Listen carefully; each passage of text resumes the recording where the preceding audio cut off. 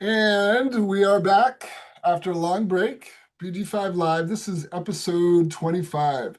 So we are moving into summer 2025, and we're continuing with our Penta Skills. Today we're looking at the 13 and the 33, Oversight and Accounting, and we have Tech back. So exciting. Vanessa, give us the intro for our newbies. Well, welcome to BG5 Live, the show for BG5 and human design professionals, students, and enthusiasts who want a deeper understanding of how to apply human design to business so that they can thrive in their careers and support their clients in doing the same. And I'm super excited because I'm here with both of my BG5 mentors, Tuck and Mike, two brilliant teachers that I have learned so much from. And I'm love when we're all here together because yeah, I just love you guys. So I'm excited. I'm excited about this episode. Me too, me too, me too. Talk, Yeah. welcome back. Nice to see you. Talk, before we dive into 1333 stuff, how you doing? It's nice, it's so nice to have you back, as Vanessa said. So what's happening in your world? Not enough. Not enough. Not, it's what, the beginning of summertime Yeah. here at the beach, and so it's beautiful and it's sunny. Actually, not today, but I don't know, life is good. Life is good. Talk, Don't can have you teach, are you teaching any new classes now? Or listen to starting a new class? what I am. Thank you so much for asking. Yes. Um, June the 11th, I do believe, which is Wednesday. There Mm-hmm. is a BG5 foundation course beginning, Foundation 1 Oh, in June, oh, and Foundation 2 in September. And it was nice. really fun to have people sign up and take the journey, Yes. what it So if was. you're listening and you want to dive into the world of BG5 and you are new to human design slash BG5, Tuck is starting a new class. You get to experience her. By the way, maybe for people outside of the United States, this may not mean anything, but the United States, as we know, is a big country. So I live in the north part of the United States. Tuck lives in what we call the south. And so you may be able to hear it, but Tuck and I have very different accents.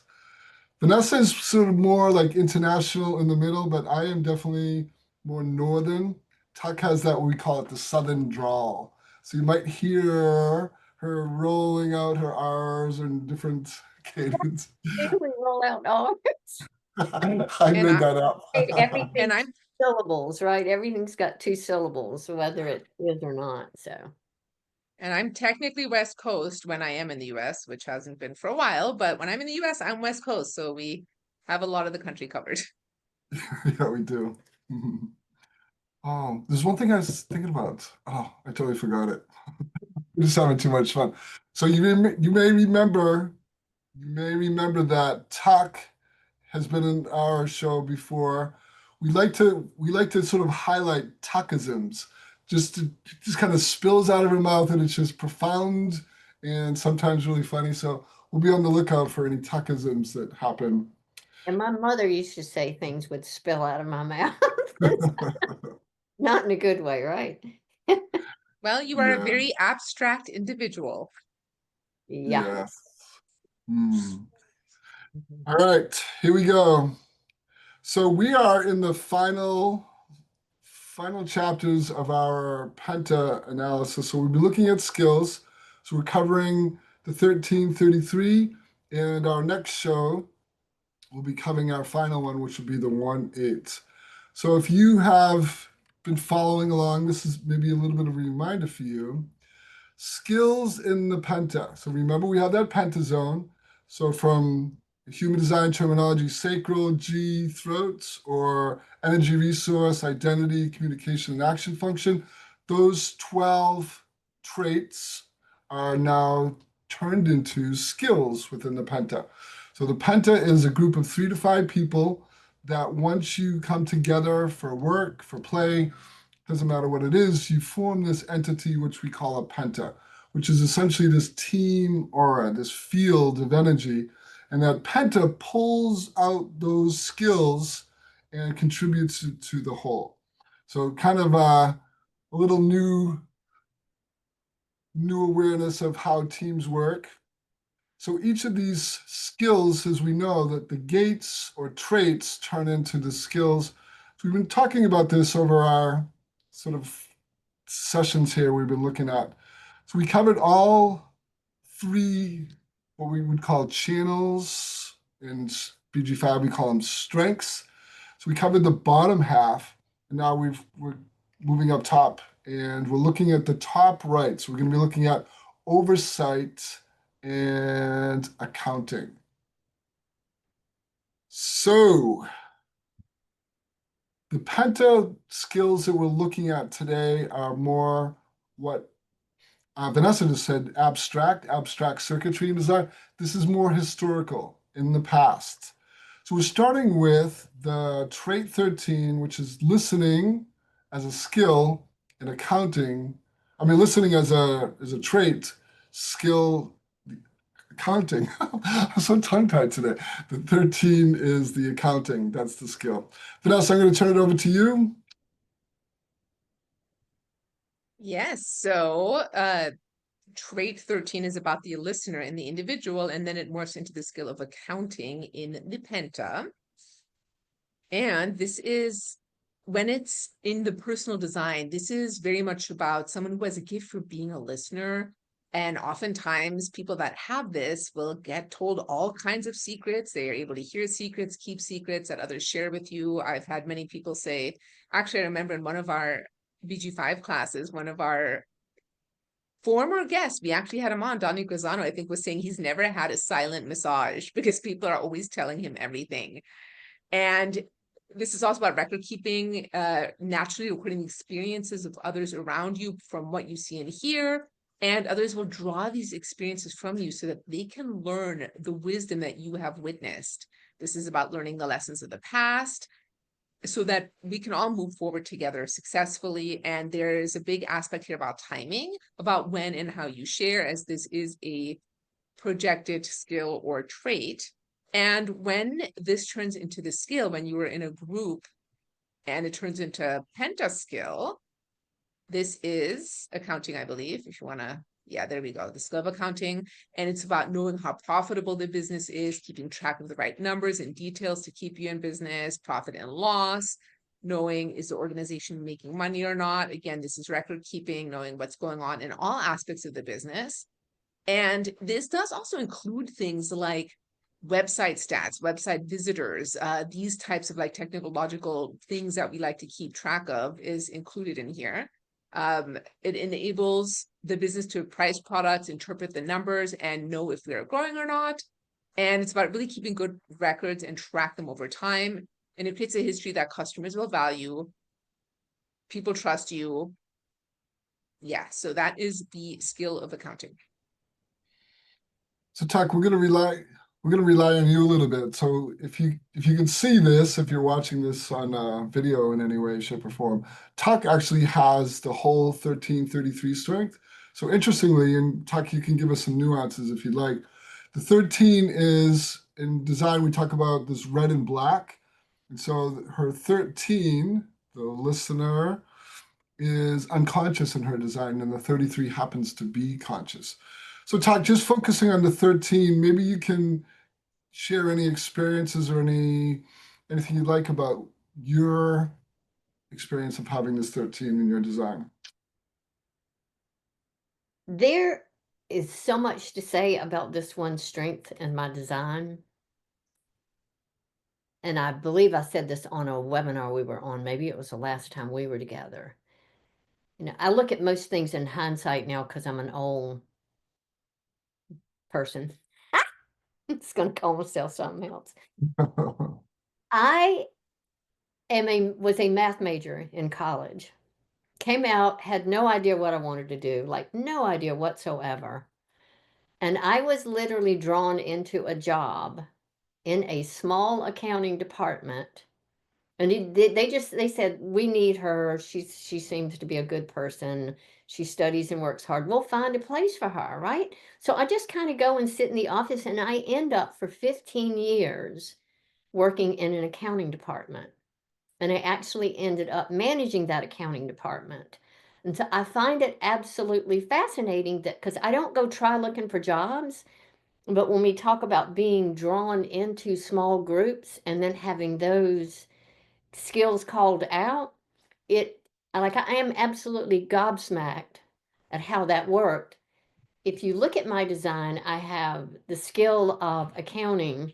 I have it twice, but one of the times it's quality one, and the quality, when I looked it up before the webinar today, it's empathy. In that same job, like, because I don't try to do things, I just have a good time. I go to work and I do what I love, and I love what I do, right? I ended up being the employee of the year one year. And when they went to talk about qualities that I had, and I didn't even know what the friggin' word meant, I had to go look it up.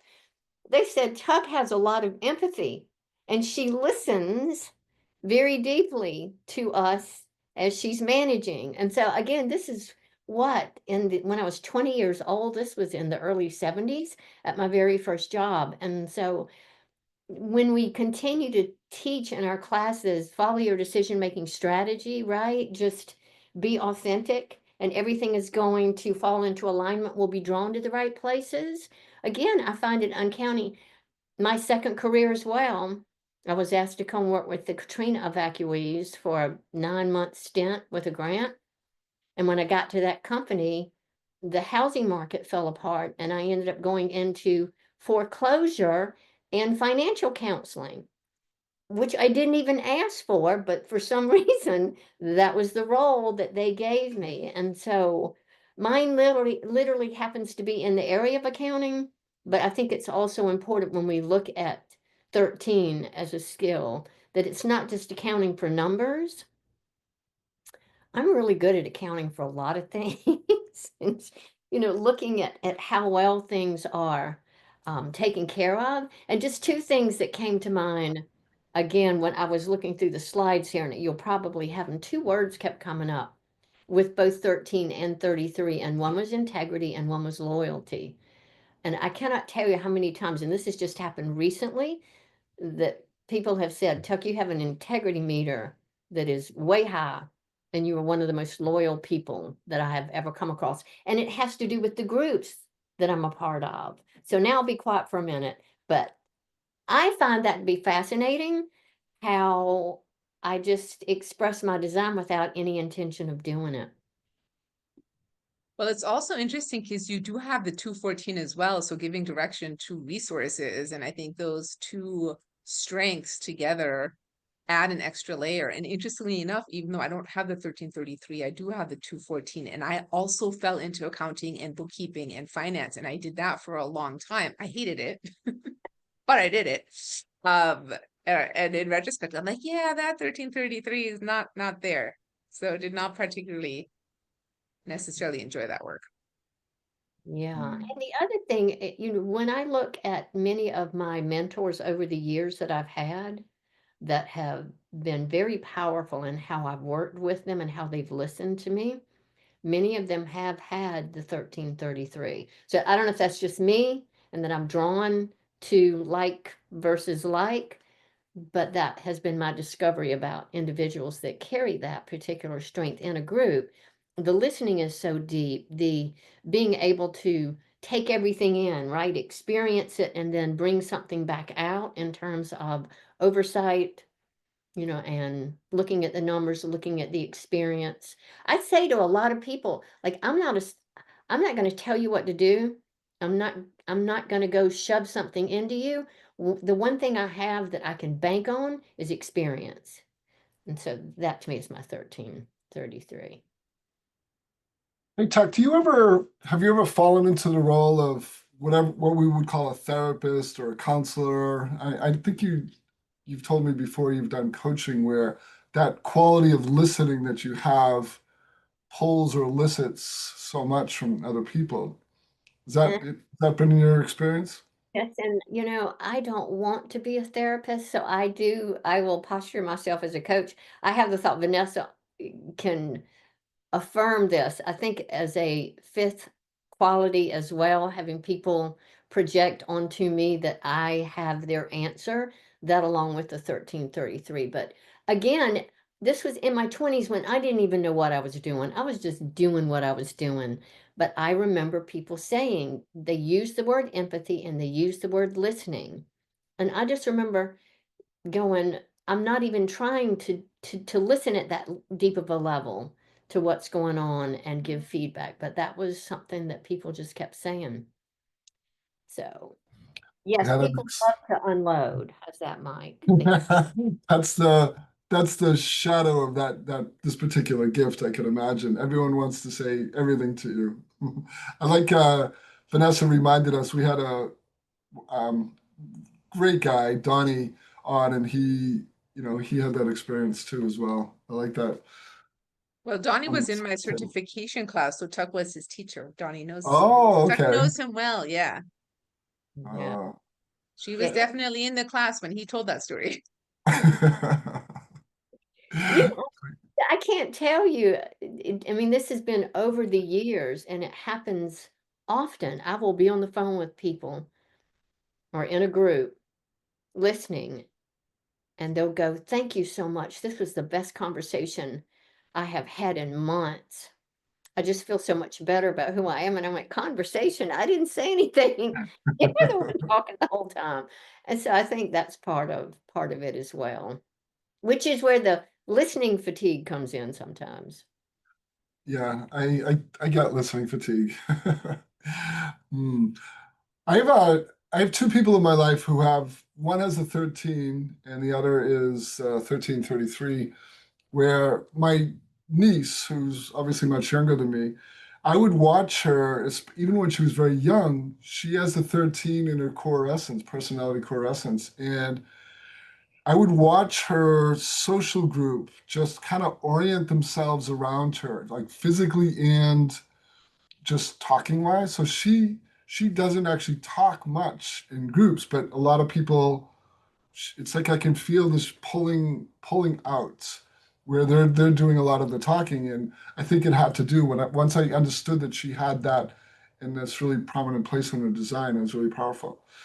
The other is I had a work friend. He owned his own company. We used to work together a lot, and a lot of times we would get together socially, and Mm. I I can be, even though I can talk a lot in teaching and all that, but sometimes when I'm in groups, when there's a lot of people talking, I don't actually do a lot.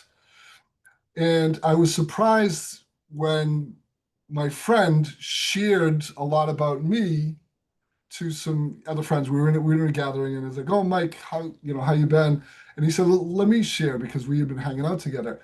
And his ability to pick up so much and remember it was astounding to me. That that information comes in and the ability to hold it is kind of wonderful. Ooh. Hold Yeah. it. You resonated. I just forgot. Completely forgot that I don't know. I'm sorry. This is my ism. My now dead husband. My husband Larry had the 1333 as well. And I think that was one of the things that made us as comfortable with one another as we were. Like he was just my person, but I watched him in his business as well. He would work with seniors because he was in the latter part of his life a reverse mortgage specialist. And when you're doing that with seniors, you've got to be very gentle and attentive and listening and listen to what their issues are and see if it's a fit with your product or service. He was so well appreciated and acknowledged for his kindness and how he listened, you know, uh, y- and the way he would guide his clients forward, never pushy, so looking again at the accounting and the oversight and just the witness of being with people, he did a really good job with that as well. Just happened to think about my husband. I love the relationship, and I love the way you talk about him. It's really beautiful. You know, there's a lot of times when I've got off coaching sessions where I really felt like I said so little, but there is a quality. I don't have the 13, but I feel like over time, I learned the skill of listening. And it's so powerful to just actually listen to someone. I'm always amazed at how I think as a society, we don't do a lot of listening. And so when you do that, it can be very powerful. All right, moving on to the 33. Vanessa, take us away. Yeah, so retreat and oversight in the individual design. This is retreat, and then it turns into the skill of oversight when in a penta.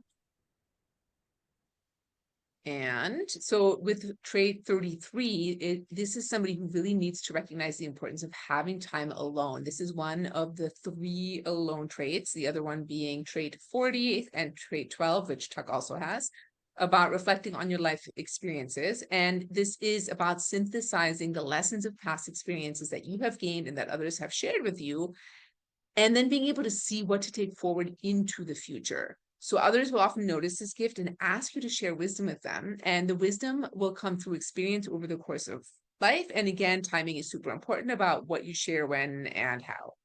And then in the Penta, this turns into the skill of oversight and the ability to really oversee the entire operation, making sure everything's running smoothly, the eyes and the ears of the business, and about looking at the past to learn the necessary lessons and apply them so that the business can be successful as it moves forward. So it's about watching, looking, and checking things, because sometimes when people aren't being watched over, they might test the limits of what they can get away with. People with this skill are able to really make sure that what's supposed to get done actually gets done, and they know who is supposed to be doing what.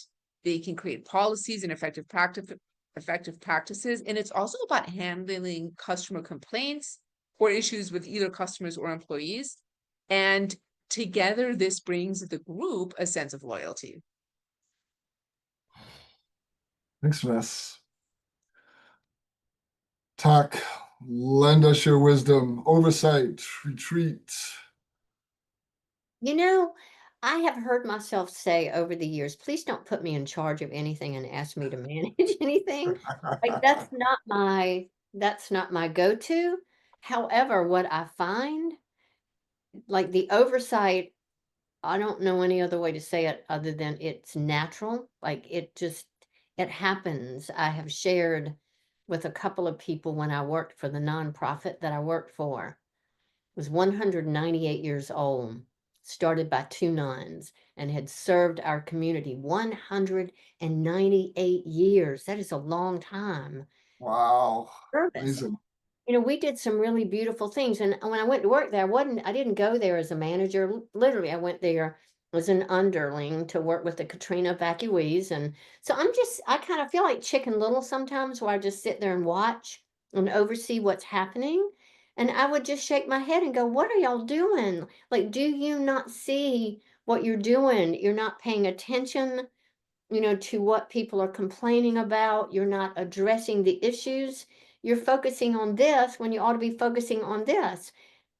And they went bankrupt after 198 years. And I say that, and that if anyone has the 33, particularly the 1333 in a small group, for goodness sakes, ask them. It's similar to an advisor, I think, sometimes, or an evaluator, when we need to be asking them for their perspective and their thoughts.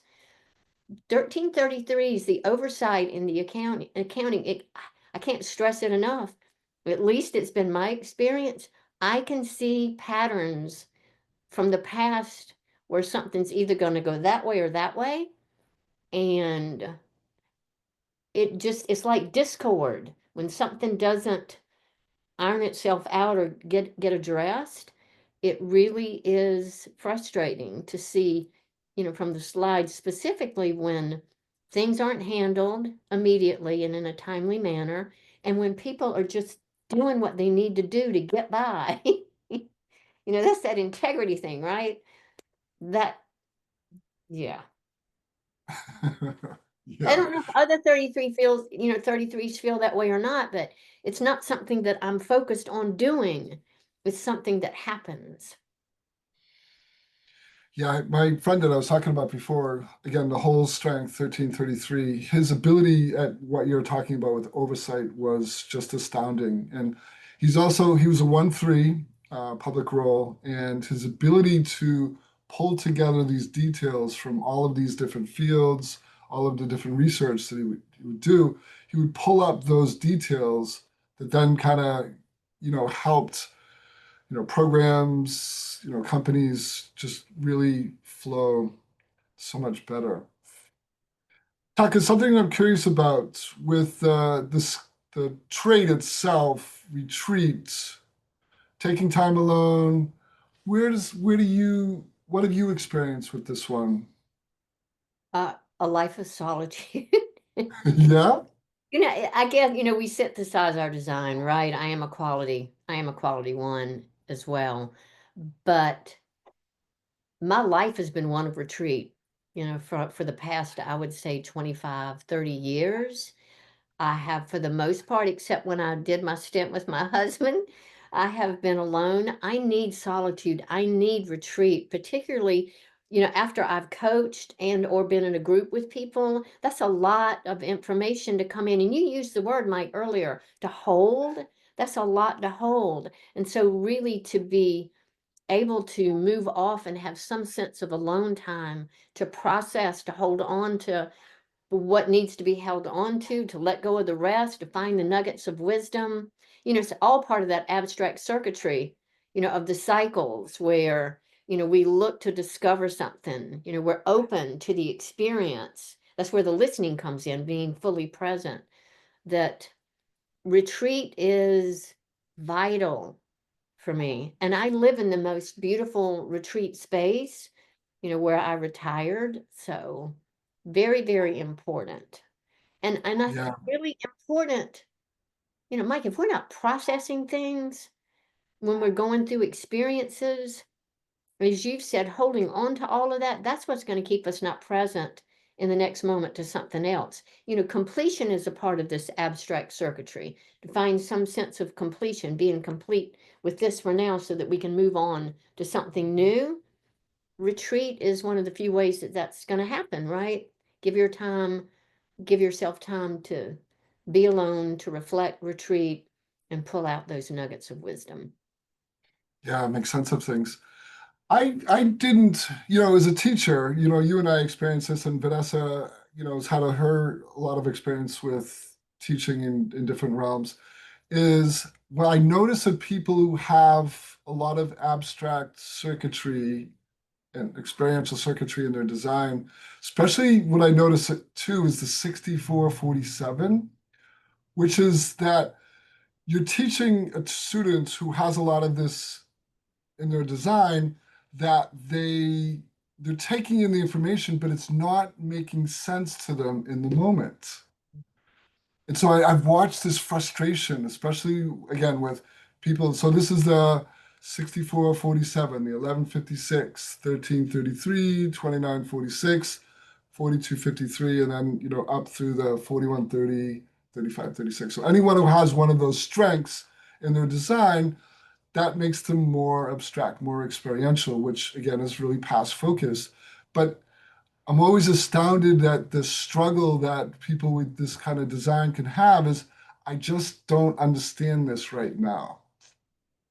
And then sometimes it can be this real frustration. In BG5, we tend to move through like our curriculum pretty fast.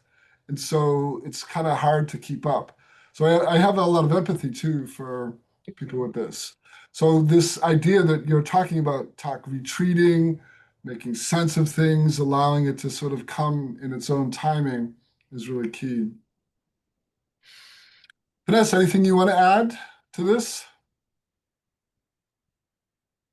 I think you've covered it pretty well. So we have a guest, Grace.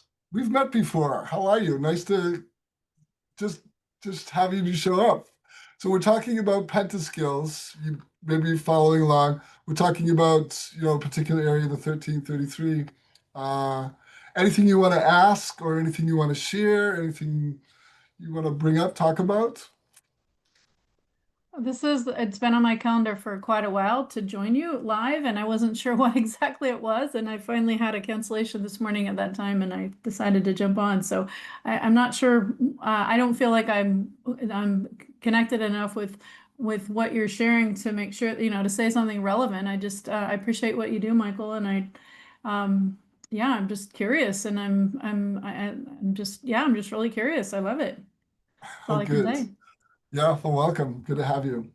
So Grace and I met through I think your partner, it was in one of my classes, and so we got to know Grace. Grace did a segment on the 2027 shift. I think that was Mm. it. Yeah. So it was And really Michael fascinating. and I both we are writing Across the Sleeping Phoenix, so that was our focus in that whole. It was a day-long event, and Michael was one of the experts that I invited to interview. And I'm looking at that again, Michael. A lot of people seem to be really interested in that, and I'm thinking about running it as another event, like rerunning the same interview. So I will reach out to you separately to talk about that. But anyway, since you mentioned it, yeah, that's where we met. Thank you. Yeah, good. It's good to have you here. Yeah, the 2027 shift is something that for some reason, I've been focusing on it for a little bit of a while, but so Grace is mentioning, so we're getting off topic here. We're moving into another area. And Vanessa and Tuck, you're welcome to chime in. So there's a particular incarnation cross human design or life work theme, which is it's the 59, 55, 34, 20 in any one of those configurations that is geared towards this shift that's happening because the cycle that's coming, that's starting in 2027, which is a global cycle, which is it lasts 400 years, which is kind of crazy to think about. But this energy has been in the kind of world since 1960. So it's a vast change, a vast difference from what's here now, which is essentially what we call the cross of planning. So we're moving into this age of individuality that's so different. And so people that carry that sleeping phoenix or life work theme of individuality, they carry that frequency. And so I have it both in my natal design and also my Chiron, which happens in about 2018. And so that frequency is kind of big for me. Yeah, that was kind of fun and unexpected to just talk about, share. Uh, Anything else for us? I have one of my former students here too, Owen, who's partner with Grace. Owen, welcome. Good to have you. So, Yeah. Vanessa, talk anything? I'm listening to you say Carrie, like I say Carrie. Speaking of our different inflection in our voices, it's just so fun to listen to you talk. I think the same about you too. The only thing I didn't say, because again, I continue to be absolutely stunned at the accuracy of design and how it shows up in our lives. And I think I've probably said this before, Mike and Vanessa. I stumbled into a body of work for about 23 years. I am certified through the Institute for Listening, for Global Communication and Listening.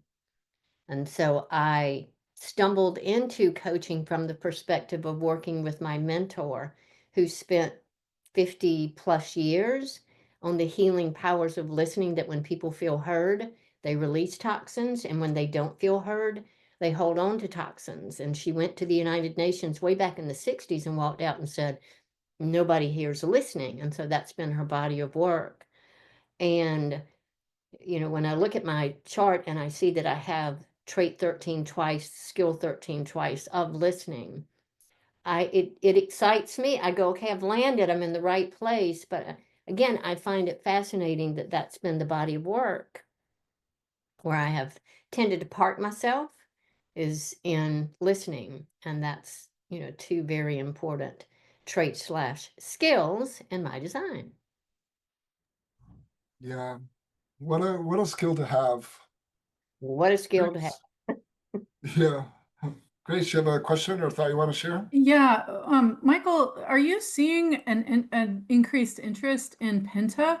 Like I'm really curious about that as all of the AI things starts really dramatically changes our world. I feel like there's a more now than ever opportunity for and perhaps new level of desire and interest in what Penta offers. So I'm just curious if you are seeing any uptick in interest or if you can speak to that at all in relation to like AI and human design and Penta. Grace, I'm not sure which exactly you're asking. So interest in Penta as a, so I Penta, noticed. I just saw your slides. I mean, I obviously joined late, so I didn't see all. But but I saw that you were talking about Penta or saw something in one of the slides that you shared a minute ago that I thought your topic might include Penta, and so, and I know you're familiar with that. So I'm just curious. So what I'm seeing is with AI, what I'm seeing is a real shift in what people are doing and how AI is providing opportunities for people to automate things. And so it's shifting the dynamics in the workplace where people, and of course, my corporate background is large scale technology change projects and in creating efficiencies with, for organizations. And so what I believe is happening is with the rise of bots and technology changing the workplace and the dynamics of who's doing what, when, and how, that I imagine that there's going to be a significant uptick in interest in the concept of Penta and creating teams based on authentic skills and authentic skill sets and authentic strengths that can't be faked, and also are more needed because automation is going to take away some of a lot of the rote, more basic things, especially in the near term. So I guess that's the lens that I'm looking through right now, and I'm just wondering if you're seeing anything from your perspective on more interest in putting together teams, perhaps using Penta and human design to like intentionally create teams that maybe that's different than in the past because of AI. I guess, does that make sense, what I'm asking?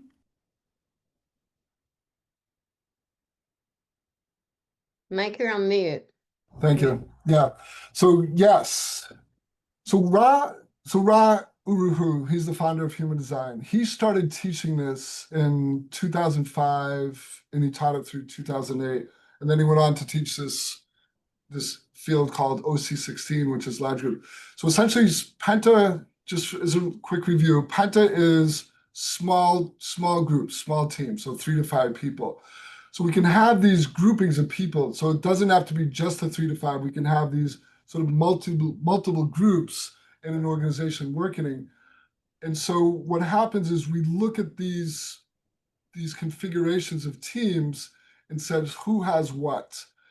And so the ideal for a single team is to have all 12 of these skills. The more that they have each one of those, the more functional this particular group is.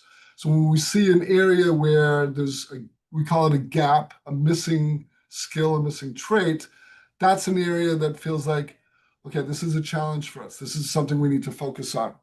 So I think where I think AI may be coming to right now, what I've witnessed so far with AI and human design is there's a lot of aberrations. There's a lot of it's just so inaccurate because I think so many people are throwing so many different takes of what human design / BG5 is. We don't have this really accurate way. And I don't think AI has a real solid grasp on it yet. As far as just, I mean, I'm not a good role model because I don't do a lot of AI, but I think 3 to 5 years is my sort of estimate of how things are going to change, especially with human design with AI. So I think there's a lot of potential with it. And I think the field's going to change a lot too. So one of the things you were talking about, Grace, is pulling people into a team that have very specific skills I think that's going to be something that's definitely coming down the line too. Yeah. Talk to us. Would you want to add anything?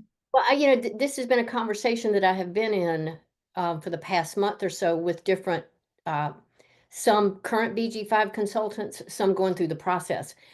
This is recorded, right? Because what you just said to me, Grace, listening to you, somebody, Santiago, is that his name, ought to pull out what she said as a commercial, because how you were speaking about AI and what it was doing in terms of teams. I'm trying to remember exactly how you said it. The power of what we have in working with Pentas in small groups to know where to put people. You got me excited because I felt like we were going the other way and nobody gave a flying flip about the Penta, and everybody's always wanting to know about their own design. You actually inspired me, Grace. I'm going to go back and listen to the recording because it really, was a really good commercial to pull people into our certification classes. So thank you, FYI. You're welcome. Yeah, I'm really curious about it. I mean, I'm actually really shocked that you're saying that, Tuck, and I appreciate the acknowledgement. From my perspective, I really think that this is just going to blow up because the issue that I'm seeing is lack of authenticity. I'm hearing from my recruiter friends that one of the main issues that they're trying to solve for is that people are using AI now to create resumes and things that are not really accurate reflections of who they are and what they're doing. And it's creating a lot of noise.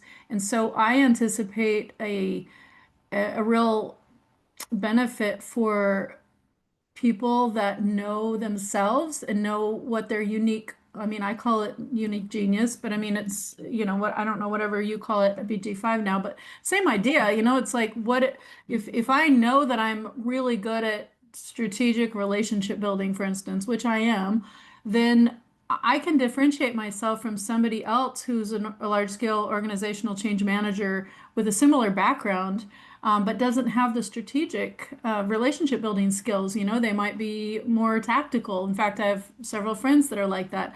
But I think my point is, as we see the world shift because of AI and because of new tools and because of bots, I see not resurgence, I see a big increase in the need for people to really know who they are and the authenticity that's required, that comes from self-knowledge. And the level that we have access to when we know our design is very different than people who don't, because the level of certainty that we have, the level of confidence that we have, the way that we understand what makes us stand out from another person is different. And so I would imagine that there's going to be a huge uptick in demand for Penta because first of all, the old guard is going away. A lot of the people that have been in the business world are retiring. A lot of my old friends have retired, and younger people are much more open to using human design in the corporate setting because they're not as attached to some of the old rules, about using your date of birth, time of birth, and city of birth. They're not they're more open-minded to the potential in something that otherwise would have been considered very esoteric even just a couple of years ago. So I imagine that we are at the right time. And when you and I first talked, Michael, last year, one of my thing is the Know Yourself Revolution, helping people know, love, and trust themselves firstly by example. And so the event that I connected with Michael on was about the Cross of Sleeping Phoenix, and the change that's coming about that. And what I've realized just in the last couple of weeks, as I've been reviewing my business and what I did and what I could do different and how I could move forward with this intention to create a tipping point for humanity through frequency alignment and collaboration, starting with human design or any other tool that can help people know themselves. I'm not precious on that, even though I'm obviously biased towards it. But the point is, people are more and more needing that and wanting that. But my challenge is helping them to see it. And so I'm just really, my mind is really focused right now on AI and bots and how to adapt to the changing technology and seeing where does the desire in the society live for knowing oneself and authenticity. And this is why I keep seeing Penta, and I don't have the certification, as you know, Michael, in this. It's something that I anticipate at some point doing. But I'm really, really curious about it because I feel like it's going to be in big demand. And I believe that Ra even said that, and I know way less than you do. So if there's anything else you can add about that, Michael, especially in light of what you teach about Penta and what Ra said, or whatever I just feel like that's a gap, but I feel it's for me personally, and it's a huge opportunity. So I'm curious what if you have any thoughts, and you too, Tuck. I'm really curious about what you have to say about any of that. I like your focus, by the way, which is getting to know yourself, love yourself, accept yourself. I really love that.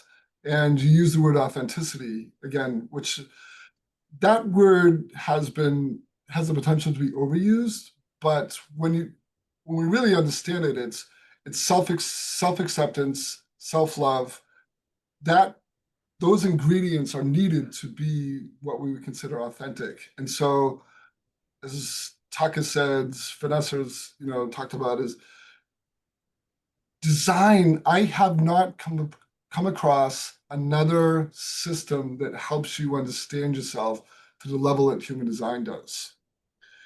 The thing that's really interesting, Grace, that you're talking about too, with this concept of, matching your skills with what you're actually really good at on your resume, is that it takes time to get to know yourself. I remember learning human design. It's like learning a language that describes yourself. It describes people. And to learn that language really well, it takes time. I don't know if I mentioned this in the show we did. Human design / BG5 is a mutative system. To learn the system, you will undergo a huge transformation from inside out. That can be sometimes scary. So this inner transformation that takes place over weeks, months, and to be honest, years, is really powerful. And what happens is this kind of like falling away of who you think you are, and to discovering, like, no, this is actually who I am. That's a really powerful process. And so your focus on Penta, again, Penta is another word to describe it as a team. So teams.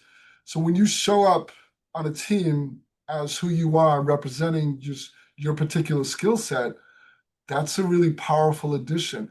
The other thing too, and this is building on what Grace and you're also talking about, Tuck, is I don't have to try to pretend who I'm not. I know that I'm really good at this, and I'm not good at that, but it creates a space for someone to fill who is really good at that. And so we get to sort of work together.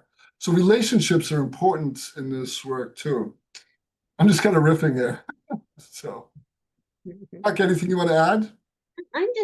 I love the conversation in that, again, I've had it with a couple of different individuals over the past month. And I think the conversations that Grace has started are really vital for us as consultants to be drawn to places where we are needed. I'm 72 friggin' years old. I don't know I don't know the workplace. And so honestly, listening to Grace, listening to my friends that I've been listening to this week who are in their boots on the ground, what's needed, I hear, like you said, Mike, how beautifully we can fit into that space to work with people and support people.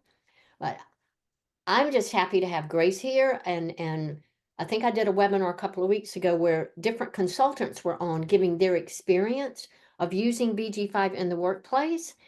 I think to me, when we talk about going to 2027, being our individual selves and bonding in ways that we've never bonded before, this is what it feels like, to look at what's possible. I'm being myself. We're each doing what we're designed to do, and we're coming together for the greater good, looking at how we can make our contributions, authentically, again, in ways that I think are going to change the world, but then I'm way Pollyanna. So it's Pollyanna. We'll be quiet for a minute. But yeah, thank you so much for letting me be a part of the conversation. And Grace, I have loved listening to, possibilities is the word that's going to come up for this system that we have. Thank you. I'd love to know more about the event that you talked about, the interviews that you have. I'm really curious about that talk. Is that something that you could share, or is it public, or is it? Yeah, they're on the website. It's on the BG5 website. I think there were Okay. one person from each type speak, and I was inspired by what they had to share. It's one thing, Mike and I, as instructors, I get tired of, you would think I'm going to tell you I get tired of hearing myself talk.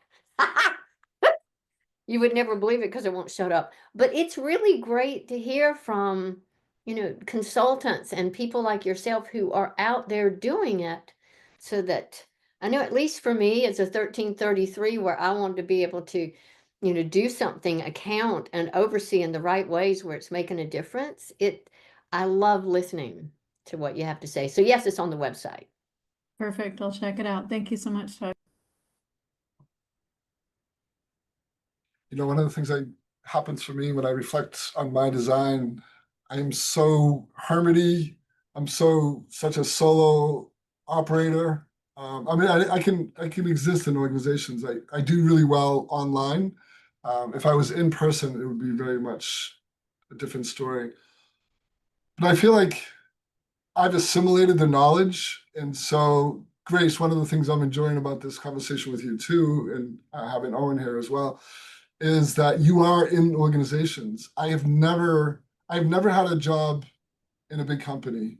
No, I've worked with big companies. I've done team building and some small consulting work, but I don't know the ins and outs of that. So having people like you come onto the show and talk to us about what you're noticing is really powerful. So very cool. Yes, keep us current. Are you seeing an uptick in interest in Penta? I mean, in people wanting this, or I mean, actually, here's a better question. What are you seeing as the world shifts in terms of AI and stuff? And I know both of you have said you're not that into it, but I mean, what shifts are you seeing as the world changes? If we put it in through that lens, maybe Tuck or Mike. The conversation that I had is with someone who just retired from AT&T. She's gone through Foundation 1 and Foundation 2, and she's poised to do her certification. Because I had experience about a year or so ago going to a small staffing company. I did one-on-ones, and I looked at them as a group. Grace, they were mesmerized by the one-on-one. And the person that invited me to come, she invited me because of how powerful she thinks the system was. But they really didn't care what I had to say in support of them working together better as a team. So when I was talking to my friend and I was sharing, I said, that's frustrating to me, because I think the Penta dynamic and the teamwork that we have going in is huge. Her comment to me, which you may understand better, she said, keep your pants on. She said, maybe she said 2027, I really think the group dynamic's going to come back. She said, but right now, individuals in the companies care about who they are and what they're doing, and they want to be aligned. They want to work in the right way. But the managers of the company, not so much right now. They've got other things on their mind. Now, that's what she said. That's how come I was excited to hear you today, because I do believe this whole pentadynamic, OC16, all of the work that we do beyond just the individual, it is mind-boggling to me, the depth of information that we have to look at the different members on a team and go, this is, here's the writing on the wall if you don't shift the way you're interacting with one another, or you don't stay in your lane or put somebody over here. I really do think this information is beautiful, but I felt like I was being resisted. That was just my experience. Team, but fully embraced with the individuals. That's interesting. Yeah, I think that I see that being true. I think that where I see the opportunity with leadership in organizations is in what Owen and I have seen in our work together is that especially smaller teams, AI driven companies, for instance, they have a new group of people, they want to get them together quickly, they want to increase productivity right away. And so the normal ways of understanding who you have on the team takes time. And so I think human design allows for a way to just jump in and get clear on, especially using Penta. I mean, this is what I imagine, but I'm not certified in that yet, but I can imagine doing that and using that as a tool to help as the teams shift faster and faster, as what I'm seeing is the hiring cycles and new teams spinning up fast and new companies coming on board. I think the leadership wants people to be more efficient and effective, and they want to be able to use people in a more efficient, effective way so that their employee satisfaction scores are higher. Employee satisfaction scores, because that's one of the biggest pain points that corporations are finding right now is people are just very disengaged and they're just not happy with their work. And so more than ever, people are leaving, right? And then there's a lot of people getting laid off anyway. So it's a lot of churn happening. And that's where I feel that the opportunity for, if I had a team, for instance, like I used to work at Dell, if I had a team and then I would want something like this, especially like a Penta analysis to come in and show me what do I need? Like, what are the characteristics that I'm needing to build out the team that I want to have in order to do the thing that I want to do? And that's the part that I acknowledge, I don't know enough to use human design in a Penta kind of a situation that I think is how you would solve that. And that's part of why I'm here and what I'm curious about as I'm thinking about how to reinvent my own business and what I do and how I can push my own agenda, which is helping people know, love, and trust themselves. And by doing that, creating a tipping point through frequency alignment and collaboration, and then using the sweet spot of my corporate experience with really big companies. I worked for Deloitte, I worked for Warner Brothers, I worked for Dell, the utility industry. I have a lot of connections. And so I'm just working to get clear on how I can best serve, especially as things change. And so, Tuck, that's where I'm coming from. But I'm going to say it again, Mike, she is an excellent commercial for the BG5 certification process. I'm not kidding. And the couple of people I've had an opportunity to talk to recently who are working in companies as coaches, team building. I have done my very best to pull them into the BG5 Institute to go through our courses so that we have people like yourself. I think the greater our community is, the more we're going to grow, the more we're going to expand. And I know Mike and I and the rest of us have that vision, as the official source for the application of human design to career and business to get BG5 and its identity really spread in a powerful way. So just thank you again, Mike, for inviting me. I love the conversation. Grace, let's keep in contact. So two things, just a quick tip, and we'll begin to wind it down, is think for your work, which sounds amazing, based on your experience, both also your vision is really clear. You're going to be working with people on two levels. One is really cultivating this process of allowing them to learn their design, but that you have to learn your design over time. You can't just hear it and as if like you're some robot and then you just assimilate it. Because like what I said before, as you assimilate your design knowledge, you're going to shift and change, both mentally, emotionally, physically. And so that process takes time. And so as you begin to like, wow, this is my design, everyone who learns design, when they'll reach a point when they're like, I actually think my design's the best in the world. Everyone will say that. That's the beauty of it. So we want to bring someone to that place where like, wow, I am so unique, I'm so amazing. And then we begin to fit them into the team. So you show up as this authentic self, who you truly are, and then you get to contribute in a way that's really enjoyable, really feel successful. So just keep thinking on those two levels, creating time for the individual to assimilate their design with this, okay, now we're bringing a team together. We want to get them up to speed. We can help with that too. So yeah, this has been fun. Grace, Owen, good to have you. Tuck, always a pleasure. Thank you for having me. I really do appreciate you. Yeah. All right. Thank you, everyone. This has been the longest show I think we've had maybe ever. So thank you, everyone. We'll be back in two weeks. I think that's June 11th for our final Penta Skills, which we'll be talking about the 1/8 public relations. Thank you, everyone. Take care. Bye for now.